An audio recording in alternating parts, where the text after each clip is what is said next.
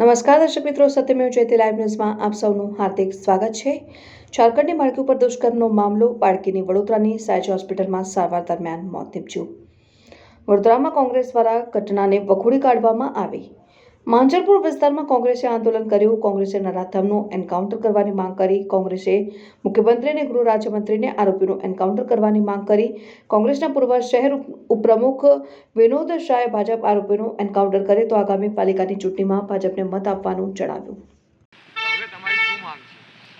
હું વડોદરા શહેર પૂર્વ ઉપપ્રમુખ વિનોદ શાહ માંજલપુરથી ભાજપ સરકારને કહું છું કે જે 9 વર્ષની બાળકી ઝારખંડની હતી એના બળાત્કારીએ એટલો પાશવીને ધૃણાસ્પદ બળાત્કાર કરેલો છે, તો એના માટે એ જગ્યા પર જ્યાં એણે બળાત્કાર કર્યો ત્યાં જ એને લઈ જાઓ અને ત્યાં જ એનું એન્કાઉન્ટર કરો, એના કપાળમાં એના માથામાં ગોળી મારો, તો જ એ બાળકીને ન્યાય મળ્યો કહેવાશે। અને જો ભાજપ સરકાર આ રીતે બાળકીના બળાત્કારીનું એન્કાઉન્ટર કરશે તો હું કોંગ્રેસમાં હોવા છતાં પણ આવનાર પાલિકાની ચૂંટણીમાં ભારતીય જનતા પાર્ટીને વોટ આપીશ। મારો વોટ હું ભારતીય જનતા પાર્ટીને આપીશ જો એન્કાઉન્ટર કરશે તો। અને જો નહીં કરે એન્કાઉન્ટર તો વડોદરા શહેરની તમામ મહિલાઓ જેમને મતનો અધિકાર છે, આ તમામ મહિલાઓ ભારતીય જનતા પાર્ટી સાથે બદલો લેશે અને આ બાળકીને આરોપીનો એન્કાઉન્ટર નહીં કરવા બદલ એ લોકોને વોટ નહીં મળે। આવનાર ચૂંટણીમાં પાલિકામાં ભારતીય જનતા પાર્ટીને કોઈ પણ વડોદરા શહેરની કોઈ પણ પાલિકાની મહિલાઓ વોટ નહીં આપે એની મારી ગેરંટી છે। અને જો ભાજપ સરકાર આવું કામ નહીં કરે અને બાળકીના આરોપીને તાત્કાલિક એન્કાઉન્ટર ન કરે, એનો 7 દિવસને રિમાન્ડ પર લીધો છે, જેવા એના રિમાન્ડ પૂરા થાય અને એની સાથે જેણે પણ આ બળાત્કારમાં એને આરોપીને મદદ કરી હોય આ તમામના એન્કાઉન્ટર કરો, તો જ હવે આ એન્કાઉન્ટર જે રીતે બાળકીઓ પર અત્યાચાર થઈ રહ્યા છે આ દેશમાં તો અને ગુજરાતમાં બાળકીઓ પર અત્યાચારો વધી રહ્યા છે તો જ ઘટશે।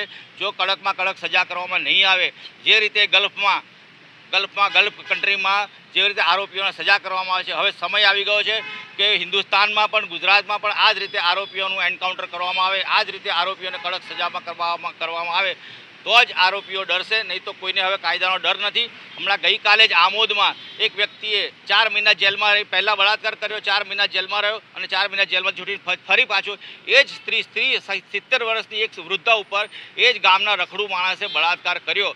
તો જો તમે આ પણ વ્યક્તિ છે, આ છોકરો છે, તમે એને જામીન તમે જેલમાં પૂરશો, 1 વર્ષ 2 વર્ષ પછી તમે એને જામીન આપી દેશો અને આ છોકરો જેણે 9 વર્ષની બાળકી ઉપર બળાત્કાર કર્યો એ જેલમાંથી છૂટીને પાછો તરત બળાત્કાર કરશે।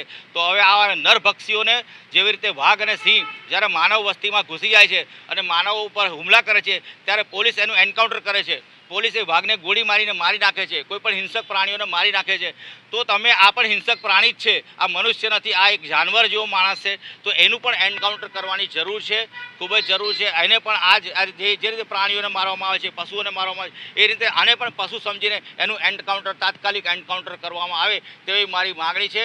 અને તો જ આ વડોદરા શહેર સલામત રહેશે, ગુજરાત સલામત રહેશે અને હિન્દુસ્તાન સલામત રહેશે, નહીં તો ઘરની બાળકીઓ હવે ઘરની બહાર પણ નીકળી નહીં શકે એવી અત્યારે હાલત થઈ રહી છે। અને મારે માનનીય મુખ્યમંત્રી સાહેબ અને માનનીય પ્રધાનમંત્રી સાહેબ મોદી સાહેબને કહેવાનું છે કે જે રીતે ઓસ્ટ્રેલિયામાં 17 વર્ષથી નીચેના બાળકોને હાથમાં મોબાઈલ આપવામાં આવતો નથી, એના પર બેન કરવામાં આવ્યું છે, એના પર એન્ડ્રોઈડ જે વાપરે છે ઇન્સ્ટાગ્રામ, ફેસબુક આ બધું જોઈને નાની છોકરીઓ, નાના છોકરાઓ અને છોકરાઓ એમાં જે બીભત્સ ક્લિપો જોવે છે મીડિયામાં, જે મોબાઈલમાં બીભત્સ ક્લિપો જોયા પછી એ લોકો બળાત્કાર કરે છે, તો આ બધું બંધ કરાવો। આ મીડિયામાં જે આવે છે ફેસબુક, ઇન્સ્ટાગ્રામ આ બધું 17 વર્ષથી નીચેનાને બેન કરી દો ગુજરાત હિન્દુસ્તાનમાં, કે મોબાઈલ પર પ્રતિબંધ મૂકી દો, આ મારી માગણી છે।